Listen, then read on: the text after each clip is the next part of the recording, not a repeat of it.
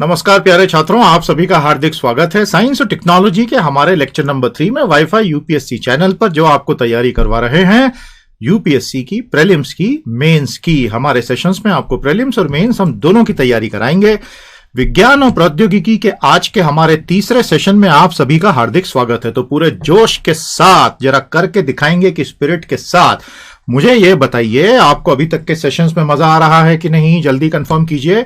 I hope आपको बहुत आनंद आ रहा है। तो आज हम चलेंगे हमारे सेशन नंबर 3 पर। 1 और 2 में हमने काफी सारे बेसिक कॉन्सेप्ट देखे। मेरी अप्रोच इस कोर्स में यह है प्यारे बच्चों, मुझे आपको 50 सेशन इस कोर्स में कंडक्ट कराने हैं यूट्यूब चैनल पर। बाकी का तो मैं अनअकैडमी के प्रीमियम सेशन में, जो कि प्लस होता है, उसमें पूरा कोर्स कराऊंगा ही। यहां मुझे बताया गया है कि मुझे आपको पूरा बेसिक लेवल पे साइंस और टेक्नोलॉजी में भैया उस्ताद बना देना है। हम बना रहे हैं आपको उस्ताद। तो ये बताइए, पहले 2 सेशन से एक सबसे अच्छी चीज आपने क्या लर्न की? What was the one fundamental and the most beautiful thing you learned from the first 2 sessions? पहले 2 सेशन से सबसे अच्छी चीज आपने क्या सीखी? जल्दी बताइए, जल्दी बताइए, जल्दी बताइए। और बच्चे सब एक एक करके आते जा रहे हैं, प्यारे प्यारे इमोजीज लगा रहे हैं। आप सभी का हार्दिक स्वागत है बच्चों। खूब पढ़िए और आपको मजा आ रहा है जान के मुझे बहुत अच्छा लग रहा है। थैंक यू, आप इतना प्यार दे रहे हैं। लेकिन मेरी एक गुजारिश और है, हमेशा याद रखें, सेशन को लाइक करना मत भूलिए, शेयर करना मत भूलिए। और बाद में जब आप रिवाइज करते हैं तो नीचे कमेंट्स में मेरे पूछे गए अलग अलग सवालों के जवाब दिया कीजिए। कमेंट सेक्शन को भर दीजिए बिल्कुल आपके प्यार मोहब्बत से। शुरू करते हैं आज का काम प्यारे दोस्तों। सबसे पहले जो बच्चे आज पहली बार मुझसे जुड़ रहे हैं, ये मेरा छोटा सा इंट्रोडक्शन है। उम्मीद करूंगा आपका प्यार इसी तरह से हमें मिलता रहेगा और ये कोर्स बहुत सफल होगा। ये सिलेबस है, सिलेबस जो यूपीएससी का। मैं कोशिश कर रहा हूं कि इस सिलेबस को अलग अलग तरीकों से, इंटरेस्टिंग तरीकों से, प्रीलिम्स और मेंस दोनों के हिसाब से आपको अच्छी पकड़ दे दूं। अब कितने क्वेश्चन एग्जाम में आएंगे इसकी कोई गारंटी नहीं होती है। वैसे मैं हर साल यूपीएससी की पूरी एग्जाम का पूरा डिटेल एनालिसिस देता हूं, तो इस साल भी दूंगा। लेकिन कितने क्वेश्चन प्रीलिम में आएंगे? 4 आ सकते हैं, 5 आ सकते हैं, 10 आ सकते हैं, हम कह नहीं सकते। और मेंस में भी कोई गारंटी नहीं है, इसलिए हमें तो बेस्ट तैयारी करके चलना है। यस और नो? अप्रोच ठीक लग रही है आपको? कंफर्म कीजिए। तो अब शुरू करते हैं कल के रिवीजन से। 5 मिनट हम देंगे। हमने कल जो पढ़ा उसके रिवीजन को। नहीं तो ऐसा नहीं हो कि आगे पाठ और पीछे सपाट, मालूम चला आगे भाग रहे हैं और पीछे भूल रहे हैं, उसमें मजा नहीं आएगा गुरु। यस और नो, यस और नो, यस और नो। तो ये कॉन्सेप्ट हमने अभी तक कवर कर लिए हैं, देख लीजिए एक बार। आपको इनमें से अरे बड़े प्यारे प्यारे, एक ने हमको राजा का मुकुट पहना दिया, प्रशांत कश्यप भाई ने। थैंक यू प्रशांत, इतने प्यार से आपने, ये इमोजी है, मुझे मालूम ही नहीं था। मुझे थोड़े एक बार इमोजी स्कैन करने पड़ेंगे। तो भैया कमल खंडेलवाल लिखते हैं कि बहुत बढ़िया, शाबाश, जबरदस्त, जिंदाबाद। और उसके आगे उसने त्रिशूल बना दिए हैं। और बाप रे, ये तो महादेव के त्रिशूल है। वैसे महादेव मेरे भी आराध्य देव हैं, इसलिए कोई दिक्कत वाली बात नहीं है। आप त्रिशूल बनाओ, कोई दिक्कत नहीं है। ये कॉन्सेप्ट हमने अभी तक कवर किए। इनमें से कौन सा एक कॉन्सेप्ट आपको सबसे अच्छा लगा? जल्दी बताइए। Which is the one concept that you have truly loved out of these 10? हर किसी की अपनी एक चॉइस होती है ना, बताइए।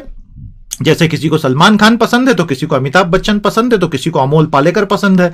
तो आपको ये 10 में से कौन सा सबसे अच्छा लगा? जल्दी बताइए, जल्दी बताइए, जल्दी बताइए, जल्दी बताइए। भैया ये उत्तर आएगा तभी हम आगे बढ़ेंगे, है ना? चलिए, तो उत्तर आने शुरू हो गए हैं और अब हम फटाफट आपको ये कॉन्सेप्ट दिखा देते हैं। क्लाउड एंड क्लाउड कंप्यूटिंग, कल हमने ये पढ़ा था, याद आ रहा है आपको? अच्छे से आपको समझ में आ गया। अब थोड़ी बहुत रीडिंग आप भी कीजिए। और जैसे मैंने आपसे कहा, जब एक बार आपने यहां साइंस और टेक्नोलॉजी का कॉन्सेप्ट बच्चों पढ़ लिया, उसके बाद अखबार में कहीं भी क्लाउड आएगा, क्लाउड टेक्नोलॉजी आएगा, तो आपको ये क्लियर होना चाहिए कि अच्छा हाँ, क्लाउड यानी डेटा सेंटर, डेटा सेंटर यानी हजारों सर्वर जो इंटरनेट से कनेक्टेड है। तो मैं फेसबुक पे लॉगिन हुआ तो नियरेस्ट सेंटर पे पिंग हुआ तो मुझे डेटा मिला, सर्व मिला, और इस तरह से गाड़ी चल रही है। ये समझ में आ रहा है ना आपको अच्छे से? यस और नो? क्लाउड कंप्यूटिंग समझ में आ गया था? और आपके पसंद का सबसे बढ़िया, देखो देखो कितने बढ़िया बढ़िया आंसर्स आ रहे हैं। बहुत बढ़िया, बहुत बढ़िया। इसको कहते हैं कि एक्टिव माइंड। आप लोग यंग है, आपका माइंड एक्टिव होना बहुत जरूरी है बच्चों। कल हमने दूसरी चीज पढ़ी थी, ड्रोन्स एंड ड्रोन फार्म्स, याद है आपको? और मैंने आपको बताए थे इसके खतरे क्या है, इससे जुड़े हुए एथिकल, लीगल, सोशल इश्यूज क्या है, वो भी बताए थे। ठीक है, तो एक चीज मैं आपको और बता दूं जो आपको बहुत शॉकिंग आज लगेगी, लेकिन बताना बहुत जरूरी है, इसलिए बता देता हूं। प्यारे दोस्तों, आज से 10 साल के बाद 2030 में आप जानते हैं क्या होगा? हमारी जो बॉर्डर्स हैं, देश की बॉर्डर्स हैं, उस पर सैनिक नहीं खड़े हुए होंगे, उस पर ड्रोन्स और रोबोट्स खड़े हुए होंगे। जी हां, मैं मजाक नहीं कर रहा हूं। 2030 में ये होगा, आज लिख के रख लो। और जब पहली बार ये खबर आएगी कि भैया सैनिकों की जगह ड्रोन्स और रोबोट्स को खड़ा कर रहे हैं, तब आप उस वक्त जहां भी हो, ट्रेन में हो, प्लेन में हो, कहीं भी हो, एक बार जोर से संदीप सर जिंदाबाद बोल देना। आसपास के लोग बोलेंगे पागल हो गया लड़का, पागल हो गई है लड़की। तीसरा हमने पढ़ा था रोबोट्स, अच्छे से आपको बता दिया था, और इंडस्ट्रियल रोबोट की एक खतरनाक इमेज भी मैंने आपको दिखाई थी, मजा आया था दोस्तों। Very good very good very good. फिर हमने इंडस्ट्री 4.0 की बात की थी और किस प्रकार भारत में नीति आयोग इस पे बहुत काम कर रहा है। नीति आयोग का एक बहुत बड़ा काम है, पता है आपको नीति आयोग क्यों बनाया मोदी जी ने? नीति आयोग इसलिए बनाया कि भारत में कॉम्पिटिटिव एग्जाम की तैयारी कर रहे बच्चों को हर हफ्ते एक नया इंडेक्स याद करने के लिए देना है, नहीं तो हमारे बच्चे आलसी हो जाते हैं। तो नीति आयोग के एजेंडा में लिखा है कि तुझे हर हफ्ते एक नया इंडेक्स बनाना है जो बच्चों को रटवाना है। नीति आयोग हट जाए तो तुम्हें 52 इंडेक्स कम पढ़ने पड़ेंगे। यह था इंडस्ट्री 4.0। मजा आया आपको? नीति आयोग का मकसद समझ में आया? ये चाय का कप लगाया है आयांश पायत ने, क्या बात है, बहुत चाय पी रहे हो तुम आजकल। यह है जेनेटिक इंजीनियरिंग। जेनेटिक इंजीनियरिंग यानी आनुवांशिक अभियांत्रिकी, और आनुवांशिक अभियांत्रिकी से हमने देखा है कि दुनिया में क्या क्या हो सकता है। मैंने आपको बीटी कॉटन के बारे में बताया था और बीटी बैंगन बंद हो गया है ये भी बता दिया था, याद आया आपको? एक्स्ट्रा टेरेस्ट्रियल लाइफ के बारे में हमने बात की थी, ईटी लाइफ। प्यारे दोस्तों, सैकड़ों बच्चे, हजारों बच्चे जुड़ते जा रहे हैं, पढ़ते जा रहे हैं, बहुत अच्छी बात है। अपने और साथियों को लाइए, अपने घर वालों को, सबको लेकर आइए भैया। मम्मी पापा को बोलिए कि आज हम विज्ञान के झूले में झूलेंगे, ऐसा बोल देना तो वो जरूर बैठ जाएंगे। क्यों? क्योंकि मम्मी पापा के समय जो ऐसे आता था विज्ञान और प्रौद्योगिकी का, उसमें पहली लाइन भारत का हर बच्चा कंपलसरीली संवैधानिक रूप से लिखता था कि आज हम विज्ञान के झूले में झूल रहे हैं। सैटेलाइट नेटवर्क्स, हमने बात की थी इलॉन मस्क की और स्टारलिंक की, वैसा का वैसा जेफरी बीजोस भी करना चाहते हैं। फ्यूल्स फॉर स्पेस ट्रेवल, इस पर बात हुई थी। ब्लॉकचेन्स की बात हुई थी और एआई की बात हुई थी। याद आ गया या नहीं? ये सारे कॉन्सेप्ट्स याद आए या नहीं? मजा आ गया? कॉन्फिडेंस आ रहा है? तो आज हम 10 कॉन्सेप्ट्स और पढ़ेंगे, लेकिन मैं एक टीचर हूं, अब मैं आपको क्वेश्चंस दूंगा और आप उन क्वेश्चंस के उत्तर देंगे। हर बच्चा, हर बच्ची हमें आंसर देगा, यस और नो, ऑब्जेक्टिव क्वेश्चंस दूंगा। कल जो पढ़ाया था उसके ऊपर क्वेश्चंस बना के लाया हूं मैं, यस और नो, जल्दी बताओ। तो ये नीति आयोग वाले चुटकुले पे लोगों को बहुत हंसी आ रही है। अरे मैं सही बोल रहा हूं, सच्ची बोल रहा हूं, भगवान कसम, इसीलिए बनाया गया नीति आयोग को कि 52 इंडेक्स देने भारत के बच्चों को। ये रहा आज का पहला सवाल, ये हमने कल पढ़ाया था बेटा, उसके ऊपर क्वेश्चन है, जल्दी से बताओ। मैं हिंदी में पूरा ट्रांसलेट करूंगा, शांति से सुनिए। Which of these is not a benefit to be derive from adoption of cloud computing? निम्न में से कौन सा लाभ क्लाउड कंप्यूटिंग से प्राप्त नहीं किया जा सकता? 1. कॉस्ट सेविंग, लागत में बचत।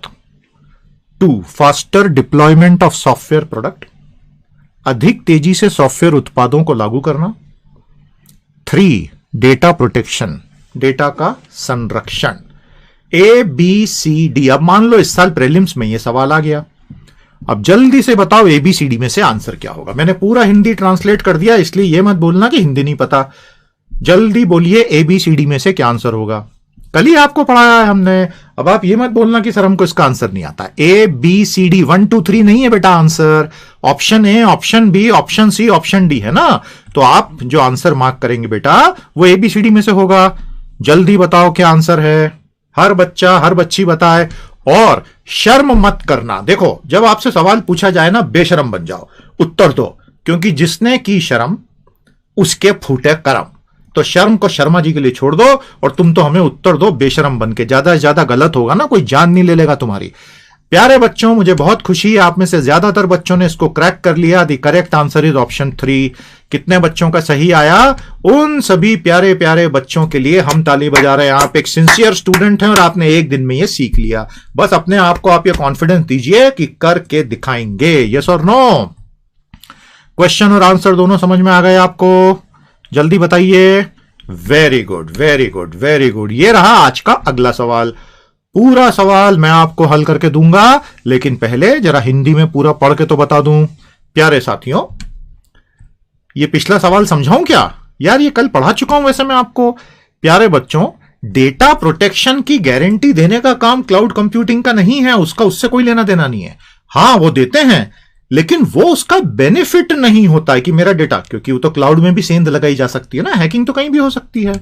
चलिए, विच of these is a risk, मैं हिंदी में पूरा समझाऊंगा, हाँ बिल्कुल चिंता मत करो बेटा। Which of these is a risk inherent in genetic engineering used to create GMOs?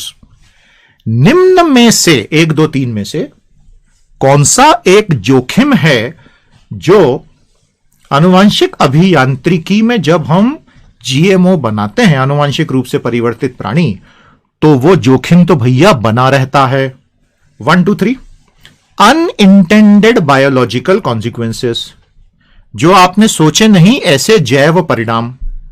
Impact on human health, मानव स्वास्थ्य पर प्रभाव।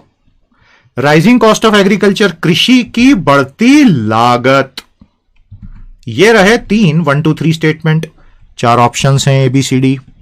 आपको A या B या C या D में से एक को चुनना है और बताना है कि निम्न में से कौन सा खतरा है जेनेटिक इंजीनियरिंग का। बिल्कुल आ सकता है परीक्षा में ऐसा सवाल, तो मेरा तो काम ही है आपको इसके लिए तैयार करना।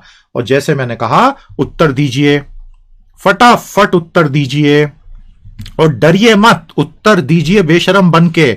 अगर शर्म करोगे बेटा तो शर्म ही करते रह जाओगे। जल्दी बताइए उत्तर क्या है, जल्दी बताइए उत्तर क्या है। हर बच्चा उत्तर दे। कमेंट थ्रेड में आग लग जानी चाहिए, धुआं धुआं हो जाना चाहिए यूट्यूब पे, तब लगेगा कि हां बड़े सिंसियर बच्चे साइंस और टेक्नोलॉजी पढ़ रहे हैं। यूट्यूब में ही आग लगा दी। प्यारे दोस्तों, इसका सही उत्तर होगा बोथ 1 और 2। जी हां, जी हां, जी हां। देखिए, जेनेटिकली मॉडिफाइड ऑर्गेनिजम्स का हमारे इस पूरे जैव पर्यावरण और पारिस्थितिकी पे क्या प्रभाव पड़ेगा, ये 50-60 साल बाद मालूम चलेगा। ये कोई 50 दिनों में थोड़ी मालूम चलता है, क्योंकि तो जीन्स चेंज हो गई हैं। तो 1 तो 100% एक रिस्क है। हो सकता है कुछ भी बुरा नहीं हो, और हो सकता है कुछ बहुत घातक हो जाए। और इंपैक्ट ऑन ह्यूमन हेल्थ तो है ही। इसी वजह से तो यूरोप में अलाउड नहीं है रे दादा। यूरोप में GMO अलाउड नहीं है, अमेरिका में अलाउड है। जरा एक बार कमेंट थ्रेड में रिपीट कर दो। जितने भी बच्चे मेरे साथ, हजारों बच्चे लाइव में पढ़ रहे हैं दोस्तों, उसके बाद में जब आप रिवाइज कर रहे हो कमेंट थ्रेड में, तो वहां भी इतना ही जोश चाहिए हमको। ऐसा नहीं कि कमेंट थ्रेड में ठंडे पड़ गए। अरे नहीं नहीं, वहां भी पूरा जोश दिखाओ। यूरोप में GMO अलाउड नहीं है, अमेरिका में GMO अलाउड है। याद रखोगे। भारत में क्या स्थिति है ये बता दो मुझे, फटाफट लपक के बताओ जरा, एकदम लपक के। ये रहा अगला सवाल आज का, कल जो पढ़ाया था उसके ऊपर। विच of these is a core property of crypto assets that run on blockchain. Hindi में पूरा समझाऊंगा। निम्न में से कौन सी, 1 2 3 में से कौन सी क्रिप्टो आस्तियों का एक गुण धर्म है जो ब्लॉकचेन पर चलती है। और आज ही सुप्रीम कोर्ट ने एक बहुत बड़ा ऑर्डर दिया, आज आपको मैं उसका कॉन्सेप्ट भी पढ़ाने वाला हूं। प्यारे दोस्तों, 1 2 3, कोई भी केंद्रीयकृत नियंत्रण नहीं, नो सेंट्रलाइज्ड कंट्रोल। सीमा पार के कार्यक्रम, बॉर्डरलेस ऑपरेशंस। बहुत कम लागत में ब्लॉकचेन का चलाया जाना, low cost of running the underlying blockchain. तो क्रिप्टो एसेट की इनमें से कौन सी एक कोर प्रॉपर्टी होती है जिसपे ब्लॉकचेन जो चलते हैं, क्रिप्टो एसेट जिसके ऊपर। ABCD में से उत्तर दो। अच्छा सवाल है ना, कठिन सवाल है, तो मैं यहां सिर्फ सरल सवाल पढ़ाने थोड़ी आया हूं, परीक्षा की तैयारी करवानी है। और बेटा, तुम्हारा एक धर्म है जो तुमको निभाना है। तुम्हें आते के साथ सबसे पहले वो लाइक का बटन दबाना है। ये धर्म जिसने पूरा नहीं किया उसको श्राप लगता है। Yes sir, what is the answer, जल्दी बोलिए। ABCD। समय दे रहा हूं, कुछ सेकंड दे रहा हूं सोचने के लिए, कोई जल्दी नहीं है। एग्जाम में आपको 30 से 60 सेकंड तो हर प्रश्न पे मिलेंगे ही ना, तो जल्दी बताइए क्या उत्तर होगा। और सेशन को तुरंत लाइक करो। जो बच्चा लाइक नहीं करता है, ये समझ लेना वर्चुअल वर्ल्ड में तुम्हारा कान पकड़ के मरोड़ दिया है मैंने। The correct answer to this question is A। कितनों का आया भैया? क्योंकि प्यारे दोस्तों, ब्लॉकचेन चलाना सस्ता काम नहीं होता है। उसमें हजारों कंप्यूटर लगते हैं, एनर्जी लगती है, हीट एमिशन होता है, कॉस्ट लगती है। It is not an easy thing. तो कोई अगर ऐसा बोलता है तो मजा नहीं आएगा। अब मुझे ये बताओ, आप में से कितनों के ये तीनों प्रश्न सही गए? तो ये बच्चे उस्ताद हैं, ये चीजें बहुत जल्दी जल्दी सीखते हैं, और मुझे बहुत खुशी है कि इतने स्मार्ट बच्चे मेरे साथ यहां जुड़े हुए हैं। तो आपको क्वेश्चंस में मजा आया या नहीं? यस और नो, यस और नो। तो आज का काम शुरू करें। ये रहे आज के concepts. Machine learning ML, deep learning DL, artificial neural network ANN, structure of life, structure of universe, RBI ban on crypto currency जिस पर आज सुप्रीम कोर्ट का ऑर्डर आया है, qubit, quantum supremacy, wifi in flight, black holes. ये 10 चीजें मैं आपको पढ़ाऊंगा। Excited or not? यस और नो, एक्साइटेड और नॉट? तो पूरे 3 कितनों के सही गए फिर से बता दो। और बिल्कुल घबराओ मत अगर तीनों में से तीनों गलत हो गए। अरे कोई फर्क नहीं पड़ता, हम यहां लर्नर्स हैं यार। लर्नर्स की पहली शर्त है बेशरम हो जाओ। सीखते समय कोई शर्म नहीं करना है। अरे नहीं तो सीख ही नहीं पाओगे यार। और अगर 1 ऑफ 3 है, 2 ऑफ 3 है तो भी बढ़िया है, कोई दिक्कत नहीं है। और अगर तीनों गलत हैं कोई दिक्कत नहीं है, कल को तो तीनों सही जाएंगे ना, बात खत्म हो गई सारी। तो ये हैं 10 कॉन्सेप्ट आज के। बोलिए दोस्तों, मजा आएगा तो शुरू करें। क्या लगता है आपको इसमें से किसके बारे में आपके पास ऑलरेडी नॉलेज है, थोड़ा कंफर्म करो। Out of these 10 concepts which is the one that you can speak on for 1 minute. ये 10 अवधारणाओं में से वो 1 या 2 कौन सी है कि जिसमें मैं तुमको बोलूं, बेटा रोहित इधर स्टेज पर आना, बेटा रोहित जरा 2 मिनट कुछ बोलना रोहित, तो आप कॉन्फिडेंस से आओगे कि यस सर मैं बोलूंगा। वो 1 या 2 कॉन्सेप्ट बताओ बेटा मेरे को जल्दी से, जो तुम्हें ऑलरेडी पता है। रोहित बेटा जल्दी बताओ। रोहित हमारा जेनरिक स्टूडेंट है, चिंता मत करो। रोहित और रोहिणी हमारे जेनरिक स्टूडेंट रहेंगे इस कोर्स में, ध्यान रखना। तो बेटी रोहिणी, ये 10 में से तुम कौन से पर आकर भाषण दे सकती हो बेटी? समझ गए ना, हमारा सवाल पूछने का अंदाज ये रहेगा। जल्दी बोलो, अरे बोलो भाई, तुम्हारे उत्तरों का इंतजार है। यहां पे बहुत प्यारे से डक बन रहे हैं हरे कलर के, क्या बात है, क्या बात है, छा गए यार। चलिए दोस्तों, तो बहुत प्यारे प्यारे उत्तर आ गए हैं। पढ़ाई करने का समय है। मशीन लर्निंग से शुरू करेंगे। यह सुनने में देखने में बहुत खतरनाक लगता है, लेकिन ये इतना खतरनाक है नहीं। क्यों खतरनाक नहीं है? सबसे पहले आप ये डायग्राम अपनी नोटबुक में बना लो। एक नोटबुक अच्छे से बना लीजिए, wifi UPSC Sandeep Manudhane sir science and technology की क्लास, और उसमें प्रॉपरली नोट्स बनाते चलना। एक बात ध्यान रखना, हाथों से लिखे हुए खूबसूरत नोट, अब खूबसूरत हैंडराइटिंग तो हमें पता ही है माशाअल्लाह आजकल हालत क्या है, लेकिन कोशिश करो तो हाथों से लिखे हुए खूबसूरत नोट्स का कोई मुकाबला दुनिया में नहीं है, ध्यान रखना मेरी बात। एनीवे, ये डायग्राम तो आप जरूर बना ही लेना, रिवीजन के समय आराम से पॉज करके बनाना, कोई टेंशन नहीं है। आर्टिफिशियल इंटेलिजेंस कृत्रिम मेधा AI, machine learning ML, deep learning DL, उसके बाद एएनएन एएलपी एएसआर, इसमें से आज 4 तो हम कवर कर ही लेंगे। एआई हमने कल ही कवर कर लिया था, यस और नो। और वो एआई नाम की एक मूवी है, मैंने आपको ऑलरेडी बता दिया है, स्टीवन स्पीलबर्ग की है, देखना है नहीं देखा है तो आज कल परसों नरसों जब टाइम मिले बच्चा देख लेना, यस और नो। तो शुरू करें क्या? शुरू करें क्या? Okay, so we now start my dear students with machine learning. ये नाम आर्थर सैमुअल ने 1959 में दिया। प्यारे दोस्तों, यह मान लीजिए कि मैं एज अ ह्यूमन बीइंग, मेरा दिमाग जो काम करता है, मैं अब एक छोटा बच्चा बन जाता हूं और मैं खुद को ऑब्जर्व करता हूं every day every day every day every day as I am learning, my response to the stimuli changes. प्रतिदिन जब छोटा बच्चा सीखता है तो अपने आसपास के वातावरण को, प्रकृति के प्रति उसकी जो प्रतिक्रियाएं होती है वो रोज परिष्कृत होती जाती हैं। यस और नो? जल्दी बताओ यस और नो, और जोर से चिल्लाओ यस सर, मुझे यहां तक सुनाई देना चाहिए। सर कैसे सुनाई देगा, आप तो इंटरनेट पे, सर ऐसे कैसे सुनाई देगा, रिवर्स फीडबैक तो है ही नहीं। अरे सब है, तुम लोग क्या कर रहे हो, सब दिख रहा है बेटा हमको। यहाँ पे वाईफाई यूपीएससी वालों ने स्पेशल सॉफ्टवेयर लगा रखा है, मालूम है ना? हाँ, तो होशियार मत बनो। तो बच्चों, जैसे जैसे बच्चा बड़ा होता है उसकी रिएक्शन पॉलिश होती जाती है। सवाल यह है कि क्या हम एक मशीन को यह सिखा सकते हैं कि with every iteration of a program can it begin to learn and keep improving it responses? क्योंकि अगर ऐसा होगा तो हम एक काम बहुत अच्छे से कर पाएंगे, हमारी मशीनें ऑटोनोमस धीरे धीरे हो पाएंगी और एक दिन ऐसा आएगा कि वो डीप लर्निंग करके ड्राइवरलेस गाड़ियां चला पाएंगी। अब आपको पूरा कनेक्शन समझ में आ गया एआई, मशीन लर्निंग और डीप लर्निंग का। तो हम इस पर आ रहे हैं, लेकिन उसके पहले स्मॉल स्टेप्स, पहले छोटे छोटे ये कदम उठा लें तो हम उस स्टेप पर पहुंच पाएंगे। यस और नो? समझ में आ गया रोहित? समझ में आ गया बेटा Rohini? When a computer program is learning from experience in some tasks and is performing better, if its performance at the same task as measured by the same performance measures improves with experience। एक computer program को आपने एक काम करने को बोला और उस पर परफॉर्मेंस इंडेक्स लगा दिया, कल उसको बोला यही काम कर और मैं तुझे इसी परफॉर्मेंस इंडेक्स से मेजर करूंगा, परसों बोला तू यही काम कर और मैं तुझे उसी परफॉर्मेंस इंडेक्स से मेजर करूंगा। करते गए करते गए करते गए करते गए तो वो परफॉर्मेंस इंडेक्स सुधरते गया। The machine has been learning. बधाई हो, हमारी मशीन में अक्कल आ गई है। यस और नो, यस और नो, यस और नो। तो ये होता है मशीन लर्निंग। तो आपने एक मशीन में एल्गोरिदम फिट कर दी और अगर आपके एक्सप्लिसिट इंस्ट्रक्शंस के बजाय के बगैर वो मशीन कार्य कर पा रही है तो मशीन लर्निंग हो रही है। एग्जाम्पल, सबसे बढ़िया एग्जाम्पल है हमारे ईमेल में आने वाला spam. Email spam is a plague. पिछले 25 सालों से प्यारे बच्चों, मुझे याद है भारत में पहली बार ईमेल 91 के आसपास आया था, तब मैंने आईआईटी दिल्ली में पहली बार देखा था ये ईमेल होता क्या है। और कमर्शियल ईमेल 94-95 में आया था। भारत का एक बंदा था सबीर भाटिया, उसने हॉटमेल बनाया था, दुनिया का पहला फ्री वेब बेस्ड ईमेल। उसने आग लगा दी थी दुनिया में, 95 की बात कर रहा हूं।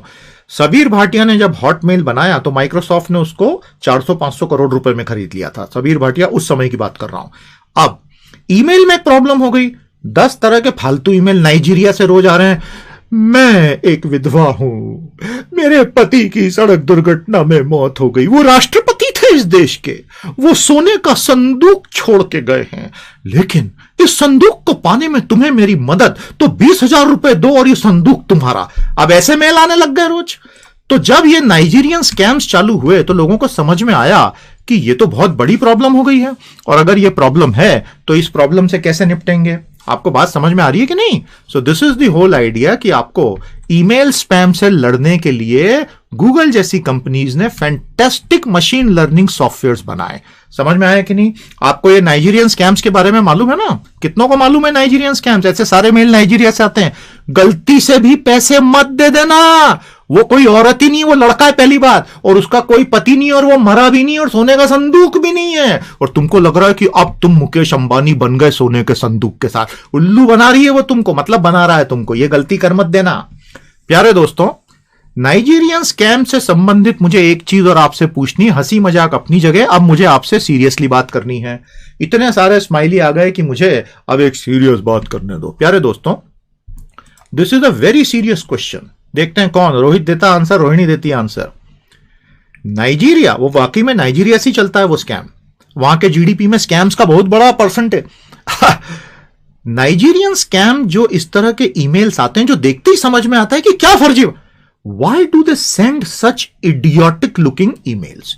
इतने मूर्खतापूर्ण ईमेल वो क्यों भेजते हैं? क्या उनको नहीं पता कि अगले को समझ में आएगा? कौन देगा इस बेहद खूबसूरत सवाल का जवाब? क्योंकि वो मेल्स तो आज भी आ रहे हैं। अरे आजकल तो लिंक्डइन पे आने शुरू हो गए। मतलब मैं सर पकड़ के हंसता हूं, रोज लिंक्डइन पे एक या दो मुझे ऑफर आते हैं जो बोलता है मेरे पास $500 मिलियन पड़े, तू ले जा। तू चाचा है मेरा, तू मेरे को क्यों देगा? लोग ₹5 नहीं देते फोकट में, तू 500 मिलियन, मतलब क्या चल क्या रहा दुनिया में? तो प्यारे दोस्तों, कौन बताएगा कि एग्जैक्टली क्या हो रहा है? वाई आर दे सेंडिंग सच? जल्दी बोलिए। तो ये है मशीन लर्निंग। समझ में आ गया? Email spam. ये डायग्राम आप बना लेंगे, वादा करते हैं? पक्का? Very good. हम अगले कॉन्सेप्ट पर आ गए, डीप लर्निंग। प्यारे दोस्तों, अब मशीन लर्निंग को एक कदम आगे ले जाओ। मशीन लर्निंग को आप एक कदम आगे ले जाओ, क्या बनेगा? Deep learning. वैसे अभी वो नाइजीरियन वाला आंसर आया नहीं है। मैं जब सेशन के एंड में पहुंच जाऊंगा 5 घंटे के बाद, आज का सेशन हमारा 6 घंटे का है, तब आप एंड में मुझे याद दिला देना कि क्या करना है। कई लोगों के चेहरे के तोते उड़ गए कि सर 6 घंटे बोर करोगे, 6 घंटे पकाओगे? अरे घबरा मत, 1 घंटे में छोड़ दूंगा तेरे को। प्यारे दोस्तों, जब हम एंड में पहुंचेंगे तब मुझसे पूछना कि सर ऐसा क्यों होता है, मैं आपको उत्तर दूंगा। अरे वो सही उत्तर अभी तक नहीं आया यार। इतने स्मार्ट बच्चे और बच्चियां बैठे हैं लेकिन हमारे अच्छे सवाल का जवाब नहीं दे रहे हो। ऐसे क्यों कर रहे हो? Okay my dear students, now we come to deep learning. We humans learn with each passing day, our brains prepare for newer more complex stimuli. ये बताया था आपको मैंने अभी। हमारा दिमाग रोज अधिक जटिल निविष्टियों के लिए तैयार होता जाता है, तो हम बड़े होते जाते हैं। मैच्योर होना उसी को कहते हैं। Can we make machines learn the same way? सवाल यह है कि क्या अब मशीनें इस तरह से, आंसर बताऊंगा एंड में बताऊंगा, हर चीज का जवाब तुरंत देना जरूरी नहीं होता। थोड़ा बहुत आपके न्यूरॉन्स को भी तकलीफ होनी चाहिए। ब्रेन की ग्रोथ तभी होती है बेटा, ध्यान रखना। Now can we make machines learn the same way? Deep learning is when we teach computers to behave like humans would and learn by example. DL तब होता है जब आप ऐसा सिस्टम बनाओ, अभी बता रहा हूं ऐसा एक सिस्टम, जब मशीनें इंसानों की तरह सीखने लगे और रोज उनके व्यवहार में परिवर्तन और परिष्कृतता आती चली जाए। सबसे बढ़िया उदाहरण, बिना ड्राइवर की गाड़ियां जो दुनिया भर में आ चुकी हैं। भारत में मैं उम्मीद करता हूं कि ये कभी नहीं आए, क्योंकि हमारे यहां बेरोजगारी वैसे ही बहुत है, और अगर लाखों गाड़ियां बिना ड्राइवरों के चलेंगी तो ड्राइवर कहां जाएंगे। ये यूरोप अमेरिका में ठीक है, वैसे वहां भी ठीक नहीं है दोस्तों। तो driverless cars is a very good example of deep learning. Yes और नो, यस और नो, यस और नो, जल्दी बताइए, यस और नो। प्यारे दोस्तों, the cars have to start distinguishing. अब देखिए ड्राइवरलेस कार, मान लीजिए कि आप उबर हैं, उबर के सीईओ हैं, और आप बोलते हैं मैं ड्राइवरलेस गाड़ियां बनाऊंगा। तो सबसे पहले आपको क्या करना है, आपको गाड़ी के कंप्यूटर को यह सिखाना है कि भाई ये कुत्ते में, बिल्ली में, खंबे में, सड़क में, गाड़ी में, बच्चे में, आदमी में, औरत में फर्क करना सीखो। अब वो कंप्यूटर कैसे फर्क करेगा, इसको डीप लर्निंग कहते हैं। सिंपल, समझ में आ गया।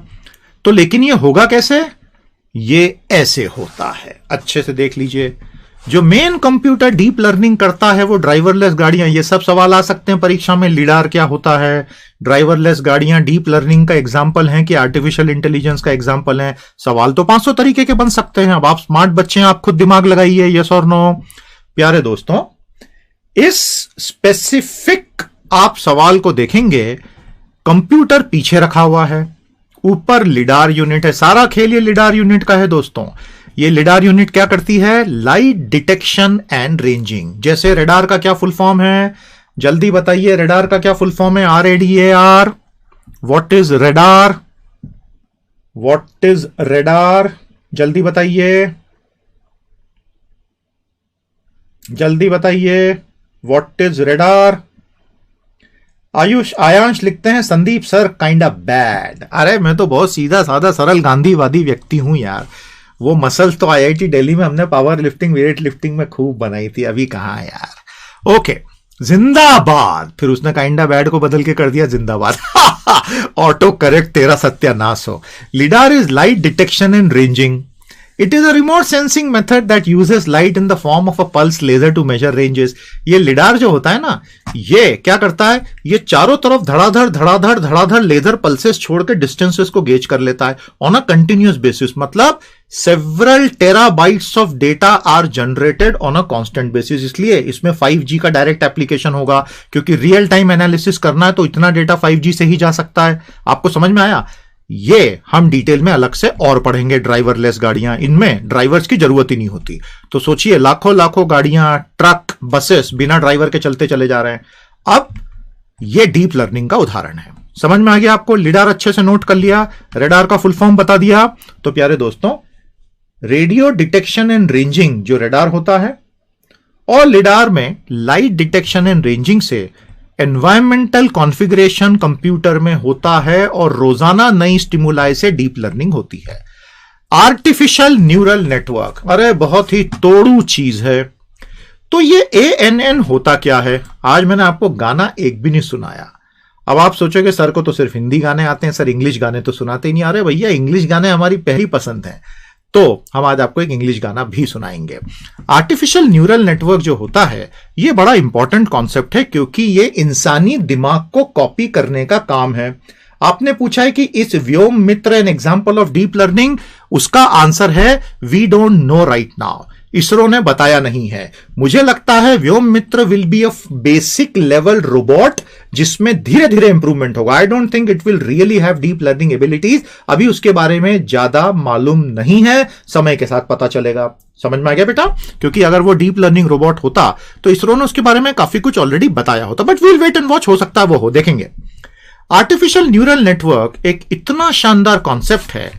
बेसिकली आप खुद के दिमाग को देखें, उसमें करोड़ों करोड़ों करोड़ों करोड़ों करोड़ों न्यूरॉन्स हैं। न्यूरॉन्स पता है ना आपको, न्यूरल सेल्स। ये न्यूरॉन्स जो इंसान के दिमाग में हैं, ये ट्रिलियंस ऑफ कनेक्शंस एक दूसरे के साथ बनाते हैं, और उसका कोई सॉफ्टवेयर नहीं लिखा हुआ है, वो इवॉल्व होते हैं समय के साथ।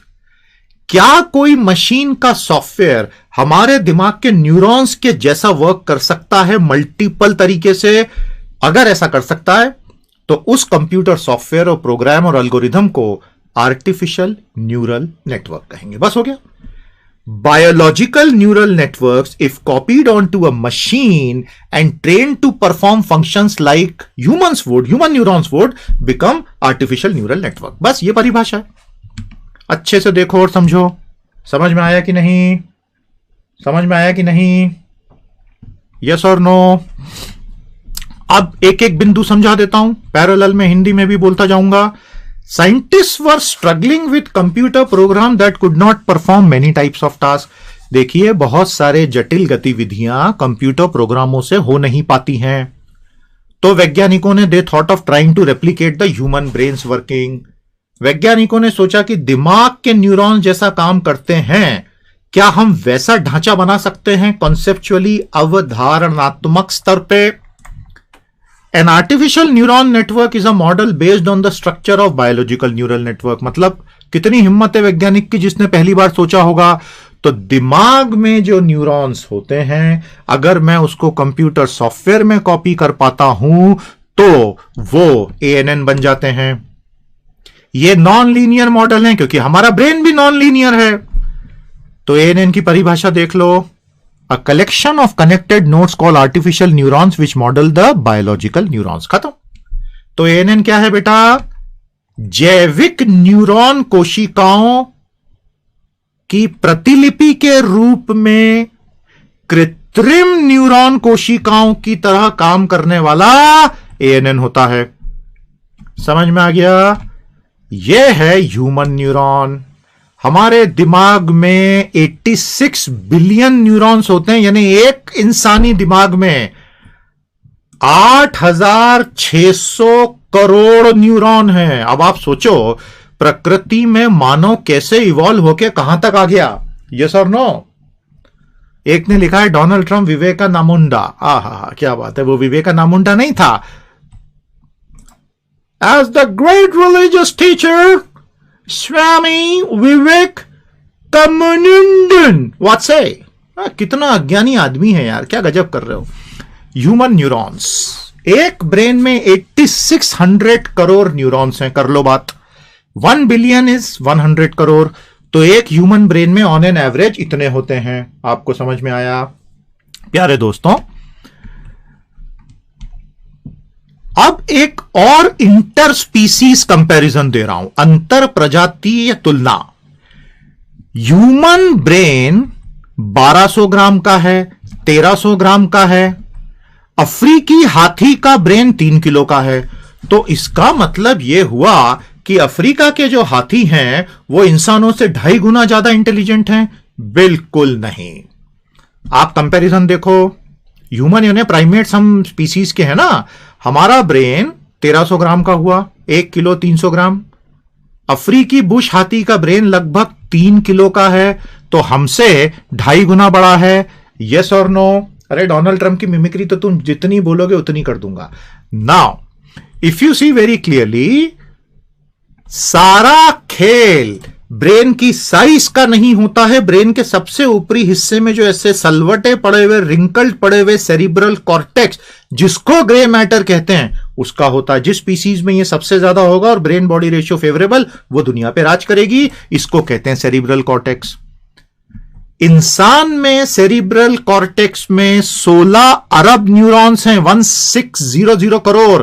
और हाथी में केवल 550 करोड़ न्यूरॉन हैं. तो हाथी का दिमाग हमसे 2.5 गुना बड़ा होने के बावजूद हमारा सेरिब्रल कॉर्टेक्स उससे 3 गुना बड़ा है.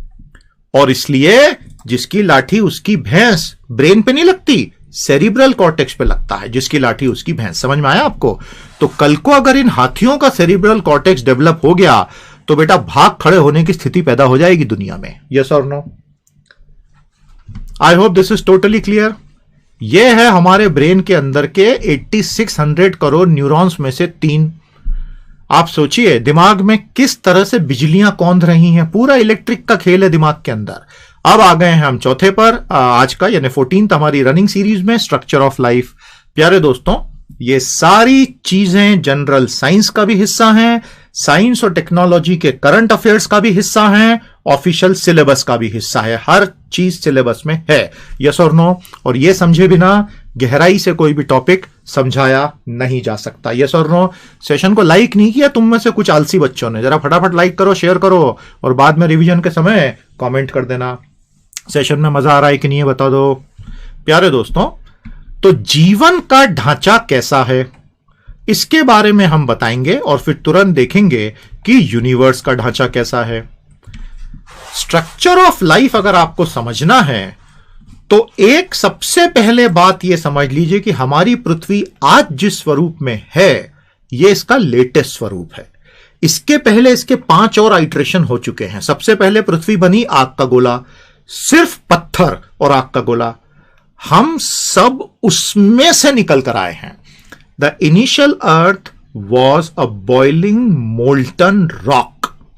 We are all products of that boiling molten rock, so that's quite some food for thought. उसमें मल्टीपल अलग अलग फेजेस आए और वर्तमान अर्थ आज के फेज वाली है। समझ में आया आपको? अब स्ट्रक्चर ऑफ लाइफ के मूल तत्व समझ लीजिए। पृथ्वी 450 करोड़ वर्ष पुरानी है, यह मैंने पहले सेशन में भी पढ़ा दिया था। ये सारे कॉन्सेप्ट्स आगे डिटेल में घुसेंगे हम, चिंता मत करो, लेकिन थोड़ा बहुत तो बेसिक समझें। केतन लिखता है कि आपकी वोकैबुलरी डेवलपमेंट क्लास बहुत अच्छी है। Thank you Ketan. यूट्यूब पे मेरे नाम से सर्च कर लेना, संदीप मानूधने वोकैबुलरी डेवलपमेंट, आपको बहुत प्यारे प्यारे सेशंस मिलेंगे। मेरा इंग्लिश का भी एक अलग कोर्स चलता है। तो पृथ्वी 450 करोड़ साल पुरानी है। फॉसिल एविडेंस, प्यारे बच्चों, कभी आपने फॉसिल्स देखे? जीवाश्म, तो जो डायनासोर मर गए उनकी हड्डियां सारी रिप्लेस हो गई दूसरे एलिमेंट से और शेप वही रह गया। खोद खोद के आज हम निकाल रहे हैं, उसकी डेटिंग करते हैं। कार्बन डेटिंग, 50 तरीके से डेटिंग हो सकती है, जिससे मालूम चल जाता है 2-4 हजार साल आगे पीछे में कि ये कितना पुराना है। फॉसिल एविडेंस यानी कि जीवाश्म सबूत बताते हैं कि पृथ्वी पर जीवन कम से कम 350 करोड़ साल पहले से रहा है। अब आप जानते हैं 350 करोड़ साल पहले सबसे पहले किस प्रकार का जीवन पृथ्वी पर आया था? जल्दी बताइए प्यारे दोस्तों। पृथ्वी पर 350 करोड़ साल पहले माइक्रोब्स पैदा हुए, कीटाणु, जीवाणु, छोटे छोटे वायरसेस, बैक्टीरिया। आप और मैं 30, 40, 50, 60 लाख साल पहले पैदा हुए हैं, होमोसेपियंस। मॉडर्न ह्यूमन बींग्स तो मुश्किल से 50, 60, 70 हजार साल।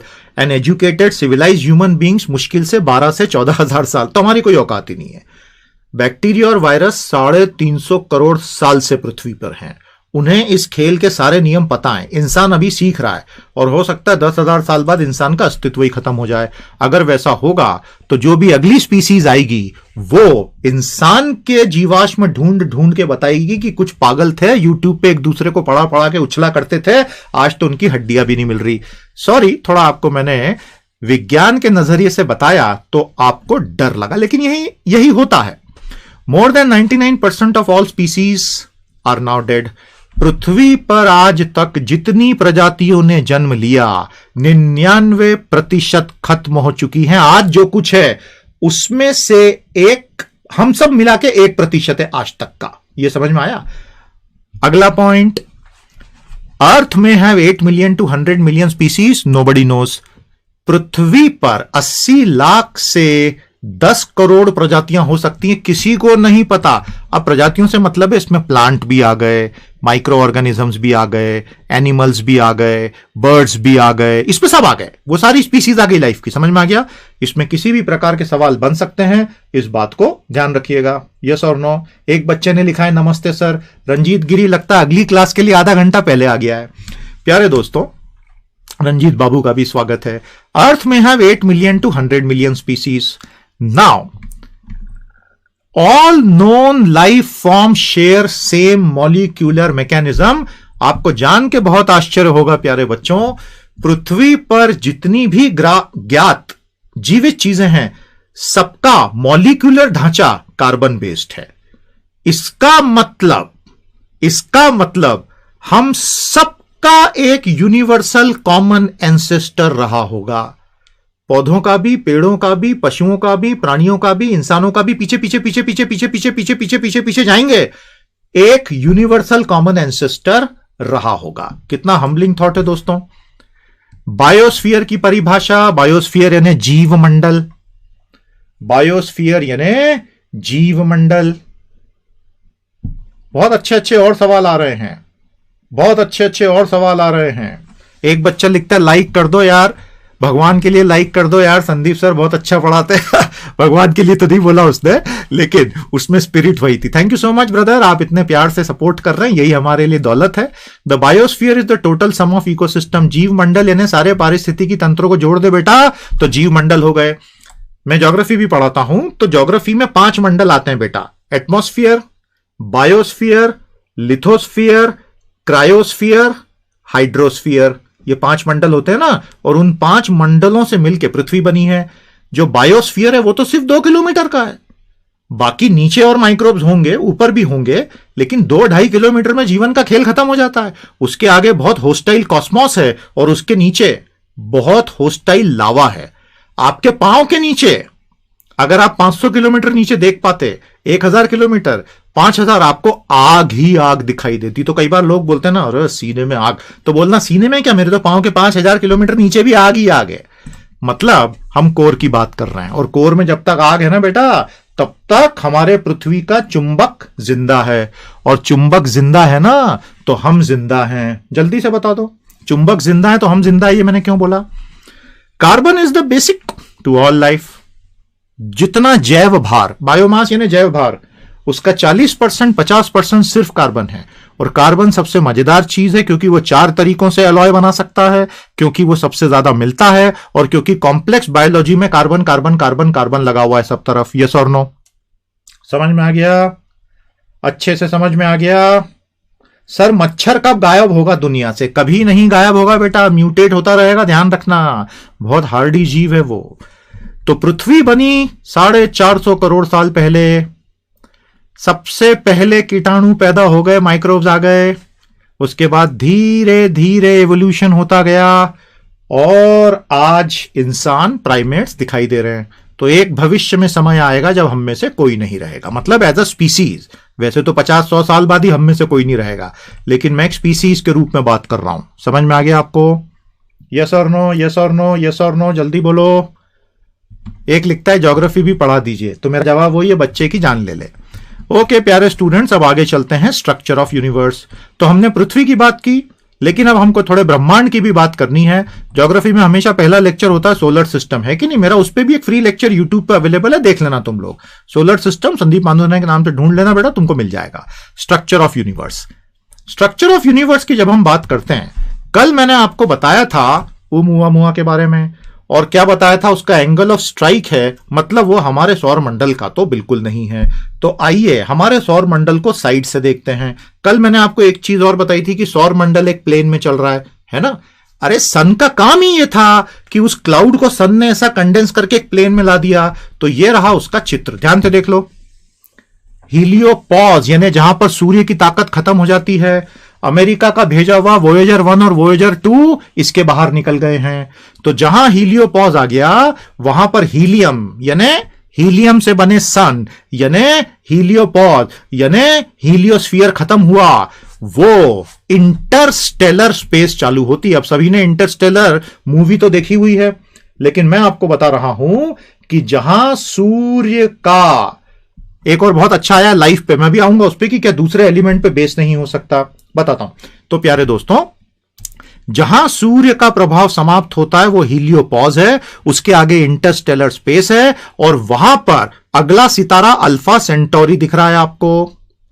तो ऊर्त क्लाउड एक पूरा स्फेरिकल है जिसमें बहुत सारे बर्फीली चट्टानें घूम रही हैं। यह है पूरी कहानी हमारे सौरमंडल की। अब आ जाओ यूनिवर्स की कहानी पर, द स्ट्रक्चर ऑफ यूनिवर्स।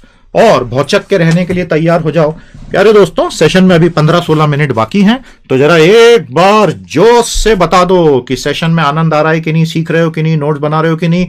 और एक बार मेरा फेवरेट नारा लगा दो, करके दिखाएंगे। कंपलसरी लिख दो, करके दिखाएंगे जोश में। क्या होता है करके दिखाएंगे? पूरी शिद्दत से पढ़ के दिखाएंगे। बाकी का रिजल्ट तो अच्छा आना ही है, आज नहीं तो कल, लेकिन करके दिखाएंगे। ये जरा कमेंट थ्रेड में पूरे जोश से लिख देना बेटा, तो मैं समझ जाऊंगा कि हाँ तुम बिल्कुल सिंसियरली पढ़ाई कर रहे हो, तो मुझे बहुत मजा आएगा। प्यारे दोस्तों, अब हम आगे चलते हैं स्ट्रक्चर ऑफ यूनिवर्स। जब हम हमारे ब्रह्मांड के ढांचे की बात करते हैं, हमारा ब्रह्मांड मतलब ऐसे मल्टीपल यूनिवर्सेस भी तो हो सकते हैं, हमें क्या पता। दूसरी बात, एक बच्चे ने बोला कि कार्बन बेस्ड लाइफ ही होगी, ये किसने कहा? 100% करेक्ट, किसी ने नहीं कहा। किसी दूसरे सितारे के सौर मंडल में, ग्रहों में हो सकता है गोल्ड बेस लाइफ हो सकता है iron base, I don't know, वहां हो सकता है, या कोई ऐसे एलिमेंट जो पृथ्वी पे मिलते ही नहीं हो। 100% आई टोटली अग्री, उसमें कहीं कोई शक ही नहीं है। लेकिन हमारे सौर मंडल में कम से कम इन 9 प्लैनेट्स पे वैसे होने की संभावना बहुत ही कम है। ये समझ में आ गया कि नहीं बेटा? तो जरा करके दिखाएंगे, पूरे जोश में लिखो, तो मुझे भी लगेगा कि हाँ ये बच्चे सोए नहीं है, पूरे जोश में बैठे हैं और पढ़ाई लिखाई कर रहे हैं मस्ती में। गुड गुड गुड, मस्ती में ही होनी चाहिए पढ़ाई। जो वृहद ढांचा है ब्रह्मांड का, जो 1380 करोड़ वर्ष पुराना है, वो वॉइड्स और फिलामेंट से बना हुआ है। Can you believe it?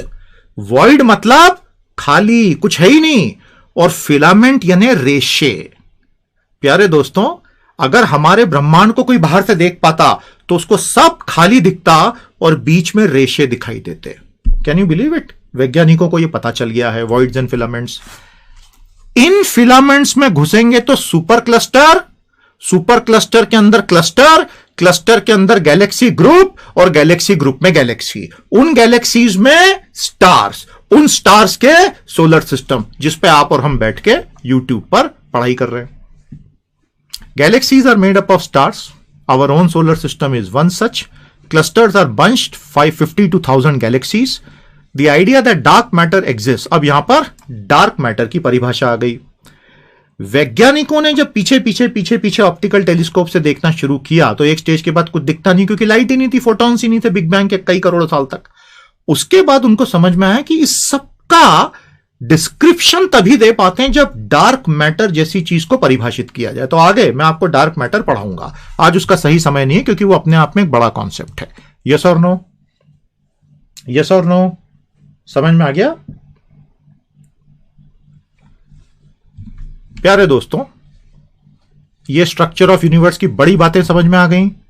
Good. Scale of the universe देखिए, मैंने आपको कल बताया था मिली, माइक्रो, नैनो, पिको, फेम्टो, एटो, किलो, मेगा, गीगा, टेरा, पेटा, एक्सा, याद आ रहा है? ऊपर चलो, इंसान को अगर 1 मानूं तो अर्थ, सोलर सिस्टम, मिल्की वे, विजिबल यूनिवर्स, पैरेलल यूनिवर्सेस, और नीचे जाएंगे तो cell, atom, particle.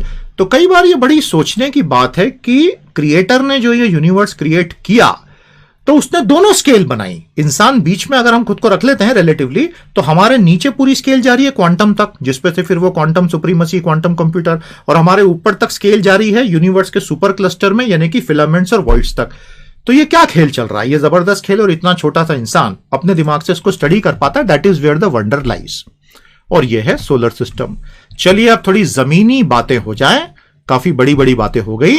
RBI ban on crypto currencies, इसके बाद क्यूबिट, सुंदर पिचई हमारा प्यारा चेन्नई का प्यारा प्यारा साथी, उसके बाद quantum supremacy. RBI ban on crypto currencies. क्या आप मुझे बता सकते हैं आज आरबीआई के इस मामले में सुप्रीम कोर्ट ने क्या ऑर्डर दिया? आज सुप्रीम कोर्ट ने क्या ऑर्डर दिया आरबीआई के मामले में? जल्दी बताइए। चलिए अब मैं आपको समझा रहा हूं। फिर आपने पूछा है व्हाट इज स्ट्रिंग थ्योरी। बिल्कुल पढ़ाएंगे दोस्तों, सब पढ़ाएंगे आपको। अभी थोड़ा इंतजार कर लो, नहीं तो ये सेशन कंप्लीट ही नहीं हो पाएगा टाइम पे। सब बताएंगे, सब बताएंगे, सब बताएंगे। अभी आपने वॉइड्स और फिलामेंट्स आज देख लिए, स्ट्रिंग थ्योरी पर भी आएंगे। देखिए, क्वांटम लेवल पर हम नॉर्मली क्या सोचते हैं कि एटम में प्रोटॉन, न्यूट्रॉन, इलेक्ट्रॉन। दरअसल वेव मैटर डुअलिटी जब आ जाती है तो बिहेवियर मैटर का एकदम अलग हो जाता है। उससे जुड़ी स्ट्रिंग थ्योरी होती है, वो हम पढ़ेंगे। अभी फिलहाल थोड़ा सा यहां ध्यान दीजिए। और ये सारी चीजें आजकल एग्जाम में आ भी रही हैं, बेसिक लेवल पर आती हैं। जिन बच्चों को ये एडवांस फिजिक्स नहीं पूछ रहा है कोई भी यूपीएससी में, कोई भी नहीं, बेसिक परिभाषा पूछेंगे, उतना आपको हम अच्छे से करा देंगे, चिंता मत करो। ये पूरा कॉन्सेप्ट मैं आपको 60 सेकंड में समझाऊंगा। तो अब अगले 60 सेकंड बिल्कुल ध्यान से सुनो, ये पूरा कॉन्सेप्ट क्लियर हो जाएगा। कौन सा कॉन्सेप्ट? देखो बेटा, समझ में आया? तो ये 60 सेकंड में कॉन्सेप्ट सुनना है आपको। 60 सेकेंडर एक्सप्लेनेशन ऑफ दिस। जल्दी बोलिए, जल्दी बोलिए, जल्दी बोलिए। तो मिस नीलम जुड़ी हैं हमारे साथ जम्मू से। 4G नेट अभी रिज्यूम हुआ 1 घंटे पहले, और उनको बहुत मजा आ रहा है क्लास में। मुझे बहुत खुशी है। आप खूब तरक्की करें, खूब पढ़ें, जीवन में खूब आगे बढ़ें बेटा, हमारा आपको आशीर्वाद है। अगले 60 सेकंड में ये पूरी कहानी समझा रहा हूं, बिल्कुल स्थिर चित्त से सुन लो। भारत में क्रिप्टो करेंसीज आई जैसी बाकी दुनिया में आई। भारत में लोगों का क्रिप्टो करेंसी में इंटरेस्ट बढ़ा जैसे बाकी दुनिया में बढ़ा। सरकार को समझ में नहीं आया कि क्या करें, रेगुलेट करें नहीं करें, रेगुलेट करें तो कैसे करें, नहीं करें तो कैसे करें, इसको अवैध बताएं वैध बताएं, क्या करें। समय बीतता गया, क्रिप्टो करेंसीज बढ़ती गई। भारत सरकार से बार बार लोगों ने पूछा कि क्या क्रिप्टो करेंसी लीगल है, क्या क्रिप्टो करेंसी लीगल है। तो अरुण जेटली साहब ने एक बार कहा था, एक बार नहीं कई बार कहा था, cryptocurrencies are not illegal but they are not legal. इसका मतलब यह अवैध नहीं है कि इसको हाथ लगा लिया क्रिप्टो करेंसी तो तू जेल जाएगा, लेकिन दे आर नॉट लीगल। मतलब अगर तुम्हारे साथ किसी ने धोखा कर दिया तो कोर्ट्स में जाके तुमको प्रोटेक्शन नहीं मिलेगा क्योंकि यह वैध नहीं है, लेकिन यह अवैध नहीं है। आप समझ रहे हैं कानून में कितने कलर्स हो सकते हैं, ब्लैक एंड व्हाइट नहीं था। लेकिन अचानक से अप्रैल 2018 में आरबीआई का माथा ठनका और आरबीआई ने बोला हटा सावन की घटा, सारे क्रिप्टो करेंसी से डील करने वाले बैंक और फाइनेंशियल इंस्टीट्यूशन आज से तुम डीलिंग नहीं करोगे। आरबीआई ने यह नहीं बोला कि क्रिप्टो करेंसी इलीगल है। आरबीआई ने बोला भारत के सारे बैंक, सारे वित्तीय संगठन, किसी भी क्रिप्टो एक्सचेंज से आप डीलिंग नहीं करेंगे। तो प्रैक्टिकली उनकी तो टांगें टूट गई, क्योंकि आप मेन स्ट्रीम बैंकिंग में अगर डील नहीं कर पाते तो वो कमाई का करोगे क्या, तो आपका पैरेलल यूनिवर्स बन जाएगा। तो ये लोग सुप्रीम कोर्ट गए कि ऐसा कैसे, ये तो पूरी इंडस्ट्री को खत्म कर रहा है, आप हमको रेगुलेट करो, आप हमको खत्म क्यों कर रहे हो। आज सुप्रीम कोर्ट ने बोला yes you can not take away an entire industry, क्योंकि वो इंडस्ट्री और कहां जाएगी अपना रोना लेकर। आपने तो रातों रात इंडस्ट्री खत्म कर दी। आरबीआई का डिसीजन गलत था। यह है पूरी कहानी। ठोको ताली, ठोको ताली, बोलो संदीप सर जिंदाबाद। अरे बोलो। आई hope this is very very clear.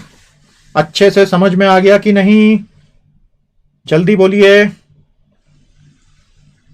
Yes और नो। बस ये मैंने समझा दिया आपको, समझ में आ गया प्यारे दोस्तों। अब ये सारे पॉइंट उसी की समरी हैं तो फिर से बोलने की जरूरत ही नहीं है। I hope you have understood, क्योंकि मैं तो सरल भाषा में समझा ही चुका हूं आपको। आ गया समझ में। आशीष भंडारकर नागपुर से जुड़ रहे हैं। आशीष बाबू एक बढ़िया संतरे की टोकरी जरा घर भिजवा देना मेरे लपक के। आई होप दिस इज क्लियर। तो अब आगे क्या होगा प्यारे दोस्तों, 100% गारंटी दे रहा हूं, भारत सरकार एक अध्यादेश लाएगी या कानून लाएगी और इन सबको बंद करवा देगी। सरकार इनको अलाउ नहीं करने वाली है। उसका कारण बताऊं, आरबीआई इनको रेगुलेट करना ही नहीं चाहता है, क्योंकि वो बहुत कॉम्प्लेक्स है इनका रेगुलेशन। वो एक पूरा अलग टॉपिक है, उसको हम अलग से क्रिप्टो करेंसी ब्लॉकचेन पढ़ाएंगे आपको, तब पढ़ाएंगे। और हम आपको अनअकैडमी के प्लस चैनल में भी होंगे, हमारा कोर्स वहां आने वाला है, तो आप उसमें एनरोल अलग से अनअकैडमी के प्लस चैनल में बेटा कर लेना सही समय पे। तो यह है करेंसी का पूरा खेल, क्रिप्टो करेंसी का। और मैं आपको बता रहा हूं भारत सरकार इनको चलने नहीं देगी। आज ये मूड है, हाँ अब कल सुबह बदल जाए कोरोना वायरस के कारण मूड तो बात अलग है, लेकिन फिलहाल तो कहानी ये है। आई बात समझ में। चलो बेटा फटाफट आगे चलो। क्यूबिट, अरे तुम कंप्यूटर्स पे काम करते हो तो उस पे बिट एंड बाइट होते हैं ना, 0 and 1 0 and 1 0 and 1 0 and 1, yes और नो। तो डिजिटल कंप्यूटर में जैसे 0 और 1 होता है मेरे प्यारे बच्चों, वैसे क्वांटम कंप्यूटर में क्यूबिट होता है, quantum bit 0 and 1। Champaran Bihar से मिथिलेश बाबू जुड़ रहे हैं। प्यारे बच्चों, चंपारण का महत्व भारत के इतिहास में क्या है लोगों ने समझा ही नहीं आज तक। मोहनदास करमचंद गांधी महात्मा बने चंपारण से। जब वो वकील कांग्रेस में भाषण देते देते ये बोला कि ये क्या चल रहा है, भाषणबाजी तो थोड़ी देश आदर, और वो अकेला आदमी रेल में बैठ के चंपारण चला गया, अपने कपड़े उतार के फेंक दिए और एक कपड़ा लपेट लिया। और वहां के कलेक्टर ने रेलवे स्टेशन पे जब हजारों लोग इकट्ठा हो गए कि हमें बचाने, वहां के किसानों का भयंकर शोषण था नील की खेती, तो वहां का सफेद चमड़ी का गोरी चमड़ी का कलेक्टर आके कहता है, mister Gandhi, you cannot be allowed here, this is not your place, you have to go back। तो बापू अपनी बड़े चिर पर, बड़ा एजुकेटेड आदमी था अपना बापू, बड़े चिर परिचित स्टाइल में बोलते हैं, your highness, your excellency, let me remind you sir that this is my place, this is my country, I am not a foreigner here sir, you are the foreigner, so I am not going anywhere, you can jail me sir, you can prosecute me, but I am not going anywhere। वो शुरुआत थी महात्मा की, ये चंपारण से हुआ है। और उसके बाद 1.5 साल में बापू ने पूरा खेल ही पलट दिया, अंग्रेज हार गए, सारे कानून बदलने पड़े। तो ये महानता थी महात्मा गांधी की। मैंने सोचा थोड़ा बहुत आपको बता दूं तो आपको बहुत फायदा होगा। यस और नो। तो चंपारण जिंदाबाद भैया। चंपारण आंदोलन के बारे में कभी पढ़ना, रोंगटे खड़े हो जाएंगे तुम्हारे। अब हर कोई बता रहा है कि सर मैं मथुरा से हूं। जरा पेड़े भिजवा देना बेटा घर पे। प्यारे दोस्तों अब शुरू करते हैं। हाँ, खतरे में हो तुम? Sir I am from Punjab, बढ़िया बासमती चावल का कटोरा भेज देना घर पे, बड़ा वाला 50 किलो का एक बड़ा सा बंडल। समझ में आ गया? यस और नो? अब लोग नई नई चीजें बता रहे हैं। एक बोलता है मैं ओडिशा से हूं, तो एक बढ़िया था मेरे को ऑलिव रिडले टर्टल भिजवा देना, घर पे रखूंगा। अरे मत करना, प्रोटेक्टेड स्पीसीज है, हाथ भी मत लगाना, ऐसी की तैसी हो जाएगी। आई होप आपको पूरी कहानी समझ में आ गई। तो क्यूबिट क्या होता है बेटा? Quantum bit. इन डिजिटल कंप्यूटर्स आपको बिट एंड बाइट 0 और 1 होते हैं, लेकिन क्वांटम कंप्यूटिंग में जो बेसिक एलिमेंटल पार्टिकल है, इलेक्ट्रॉन है, फोटोन है, वो एक बिट बनता है। तो उसमें मजे की बात आप समझिए, क्यूबिट बहुत अलग चीज होती है बच्चों। क्लासिकल बिट हमारे कंप्यूटर्स में 0 और 1, क्यूबिट एक 3 डायमेंशनल स्फीयर है, 0, 1 एंड एवरीथिंग इन बिटवीन। मतलब प्रैक्टिकली एक क्यूबिट में बिट के मुकाबले इनफाइनाइट इंफॉर्मेशन स्टोर हो सकती है, इसीलिए तो क्वांटम कंप्यूटर इनफाइनाइटली फास्टर होंगे। इनफाइनाइटली फास्टर से हमारा मतलब है बहुत ज्यादा फास्ट। यह समझ में आया कि नहीं? बहुत ज्यादा फास्ट, यह समझ में आया कि नहीं? एक लिखता है एमपी से हूं सर, तो बहुत अच्छी बात है, क्या करूं मैं, क्या पटाखे फोड़ूं? तू एमपी से है तो। समझ में आ गया दोस्तों? एक लिखता है मैथ्स पढ़ाते हैं कि नहीं, आईआईटी से निकला हुआ इंजीनियर है, उससे पूछ रहा है मैथ्स पढ़ाते हैं कि नहीं। चंपारण जिंदाबाद, उसके आगे स्माइली काय को लगाया रे? चंपारण जिंदाबाद तो सच्चे अर्थों में चंपारण जिंदाबाद है। यस और नो?